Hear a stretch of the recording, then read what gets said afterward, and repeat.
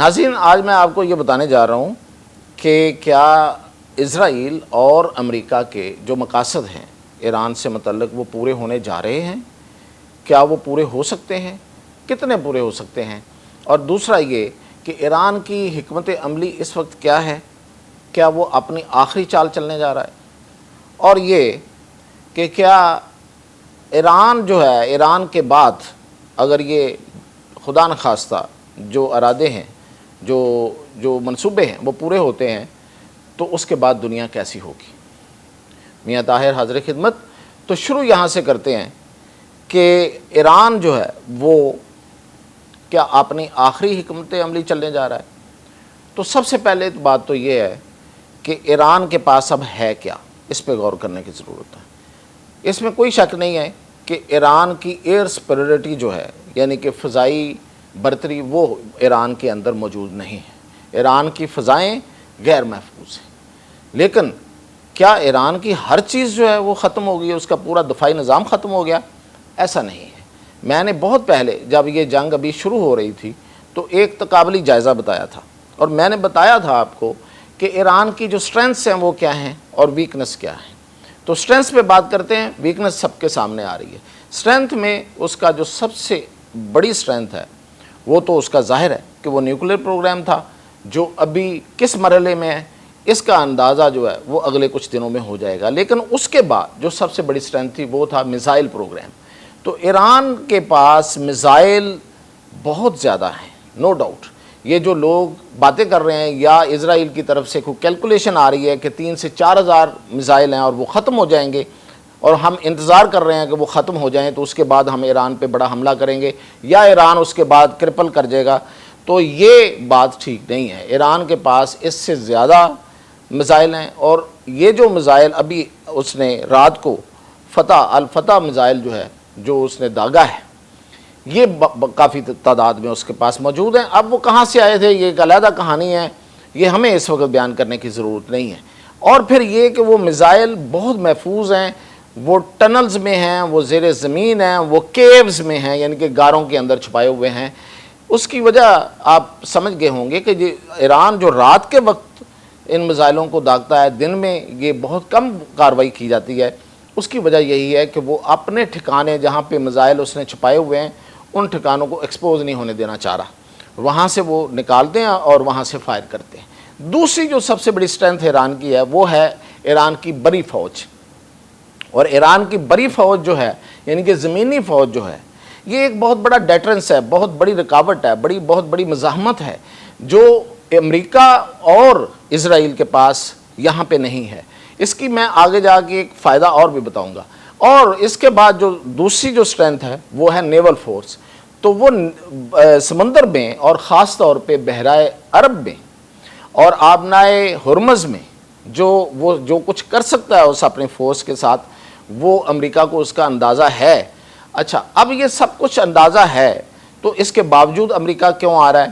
تو اس لیے وہ ہیزیٹنٹ ہے کہ یہ ایران کی جو یہ والی کیپیسٹی ہے یہ اس کو نقصان پہنچائے گی۔ اب آتے ہیں کہ ایران کے بارے میں جو ان کے مقاصد ہیں وہ پورے ہوں گے یا نہیں ہوں گے۔ سب سے پہلا ان کا جو مقصد ہے وہ ہے ایران کے ایٹمی ری ایکٹرز کو تباہ کرنا۔ اب ممکنہ طور پہ اگر امریکہ اس میں آتا ہے اور واقعی آ جاتا ہے، جو اس کی تیاریاں مکمل ہے اور نظر آ رہا ہے کہ وہ آئے گا، تو اس کی جو وہ بہت ہیوی بامبز ہیں وہ اس کو گرا کے اس کو ختم کر دیتا ہے۔ ہم مان لیتے ہیں جی کر لیا، لیکن دوسرا مقصد جو اس کا رجیم چینج کا ہے وہ پورا ہوتا ہوا نظر نہیں آتا، اس لیے کہ regime change number 1 boots on grounds, یعنی کہ جب تک آپ فوجیں اندر داخل نہیں کرتے اس وقت تک آپ عوام کو اپنی مرضی، ان کی مرضی کے خلاف آپ کوئی کسی کو لا کے نہیں بٹھا سکتے۔ ٹھیک ہے کہ یہ جو موجودہ لوگ ہیں ان کے ساتھ بھی پوری عوام نہیں ہے، لیکن بہت سے لوگ ان کے ساتھ ہیں اور بہت بڑا کنٹرول ان کا ہے۔ تو ان کو کنٹرول ختم کرنے کے لیے، ان کا کنٹرول ختم کرنے کے لیے آپ کو اندر فوج بھیجنا آپ کے لیے ضروری ہوتی ہے۔ تو وہ کون بھیجے گا؟ کیا امریکہ بھیجے گا؟ کیا اسرائیل بھیجے گا؟ اور پھر ایران کی اتنی بڑی فوج اور اتنی ڈیڈیکیٹڈ فوج اور اتنی لائل فوج جو ہے وہ وہاں پہ موجود ہوگی، تو اس لیے یہ بہت ناممکن نظر آتا ہے اور یہی میں نے آپ کو بتایا تھا کہ یہ اس فوج کا ایک دوسرا فائدہ یہ ہے کہ رجیم چینج نہیں ہو سکتا. اور آپ غور کریں، میں ابھی آپ کو تصویریں دکھا رہا ہوں، یہ جو رضا شاہ پہلوی کا بیٹا اپنے آپ کو کنگ کہتا ہے، یہ اس کی ذرا حالت دیکھیں، یہ کیا کر رہا ہے.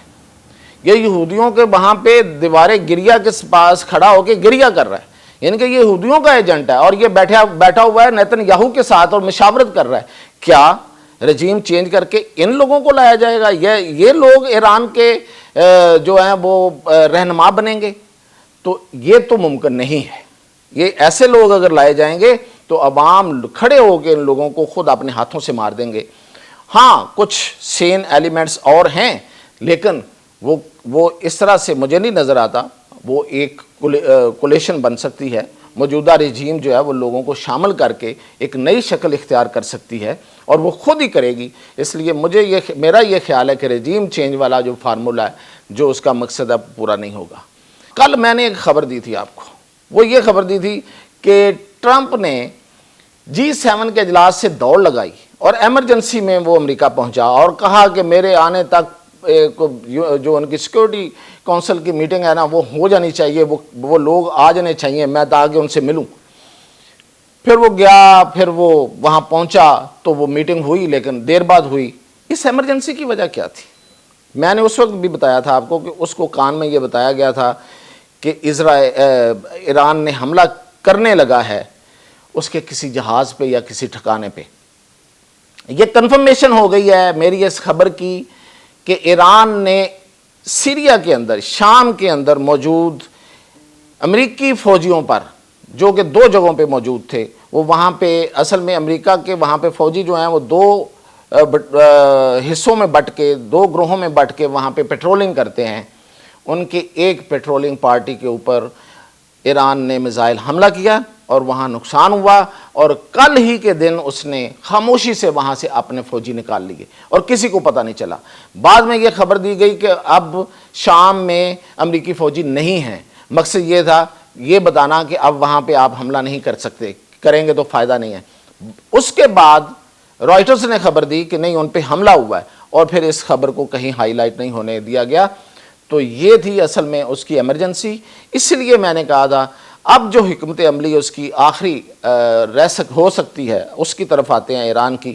وہ یہ ہے کہ ایران امریکی مفادات پہ، یعنی کہ امریکی جو اڈے وہ سمندر کے اندر ہیں یا وہ سمندر کے باہر دوسرے ملکوں میں موجود ہیں، وہاں پہ حملہ کر سکتا ہے، جس طرح اس نے کل شام میں کیا ہے. ہاں باقی کچھ ملکوں کے اندر شاید وہ ریسٹرینٹ کا کام لے، ظاہر ہے وہ مسلم ممالک ہیں، اور جہاں پہ اس کے اڈے کچھ ملکوں میں ہٹ کے ہیں، کچھ علیحدہ میں ہیں، وہاں پہ حملہ ہو سکتا ہے. اور زیادہ چانسز جو ہیں وہ یہ ہیں کہ وہ بحیرہ عرب اور بحیرہ احمر میں موجود جو امریکی بیڑے ہیں ان پہ حملہ کرے گا، اور جو آئل ٹینکرز ہے ان پہ حملہ کرے گا. یہ اب اس کی حکمت عملی ہے. اب ہم آتے ہیں کہ یہ کتنا مہنگا پڑ چکا ہے امریکہ کو، اور اب کتنا اور مہنگا پڑے گا. دیکھیں وال اسٹریٹ جرنل کی ایک رپورٹ ہے، وہ یہ کہتی ہے کہ 10 سے 12 دن مزید اگر اس کو اسرائیل کو یہ جنگ جو ہے وہ بھگتنی پڑی ایران کے ساتھ اس کے میزائل حملوں میں، تو اس کا نقصان کتنا ہو رہا ہے اس نے بتایا. اس نے کہا ہے کہ 24 کروڑ روپے فی دن اس کو نقصان ہو رہا ہے اسرائیل کو. 24 کروڑ روپے فی رات، ہر رات اس کو 24 کروڑ روپے کا نقصان ہوتا ہے. اور $3 ملین کا، یعنی کہ $30 لاکھ کا وہ جو ایرو سسٹم ہے اس کا جو حملوں کو روکتا ہے، وہ کھڑا ہے. تو وہ ظاہر ہے وہ بھی زخمی ہو رہا ہے نا، تبھی تو میزائل گزر رہے ہیں تو کہیں سے زخمی ہو رہا ہے. یہ ہے اس کا نقصان. اور باقی امریکہ یہ یاد رکھے، اگر امریکہ نے اس میں آنا ہے تو پھر امریکہ نے 2001 میں افغانستان پر حملہ کیا تھا، اور اس میں 2021 میں وہاں سے بھاگا.